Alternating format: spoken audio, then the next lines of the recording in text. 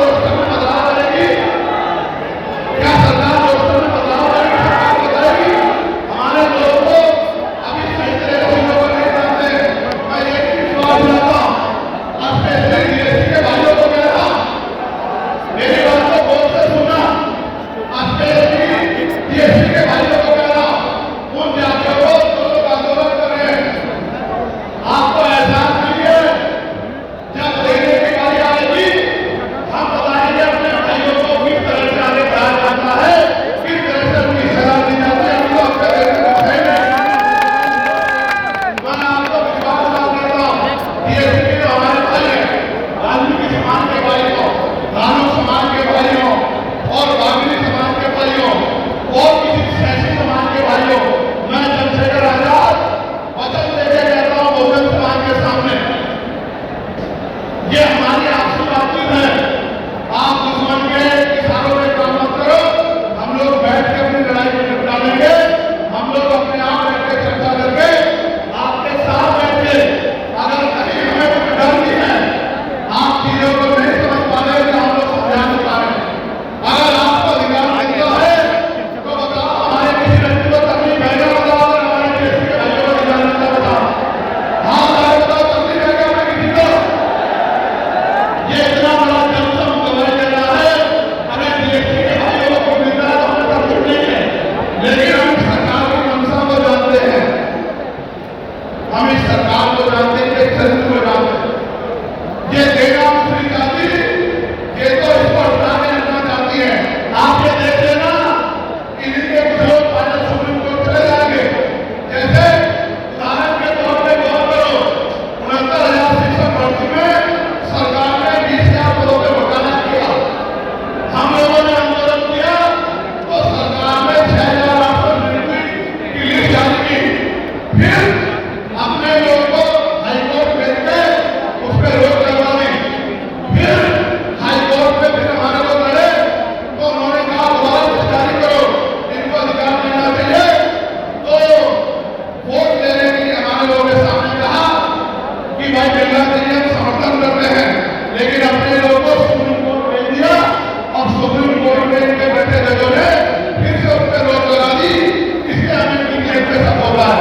मुझे डर ये भी है, अगर ये अधिकार स्टेट गवर्नमेंट को दे दिए गए तो ये कॉन्स्टिट्यूशन का तो बहुत बड़ा वायलेशन होगा ही। 340 का 341 का, लेकिन सबसे बड़ा खतरा ये है कि कल जो सरकार सत्ता में आएगी वो किसी भी अन्य जाति के लोगों को शेड्यूल कास्ट में उनको शामिल करके आपके पूरे अधिकारों को छीन कर सकती है। अगर ये पावर स्टेट को मिल गई, हमें सरकार की मंशा में से रख सकता है। हमने ये भी मांग किया, आपको याद होगा, यूपी के साथी हमारे जानते हैं, हमने 2 साल पहले, पौने 2 साल पहले मांग की थी कि जो 52% ओबीसी है उनको 27% रिजर्वेशन सुप्रीम कोर्ट के लोगों ने दिया। आबादी से आधा सुप्रीम कोर्ट ने मंडल कमीशन की रिपोर्ट के बाद ना चाहते तो सरकार ने कर दिया, तो सुप्रीम कोर्ट ने अपने तरीके से रोक लगा के 27% दिया।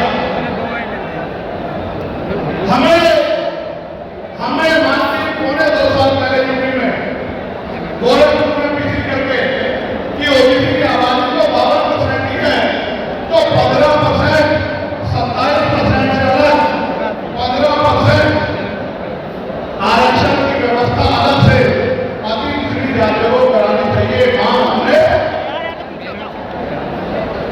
पौने 2 साल पहले उत्तर प्रदेश में उठाई थी।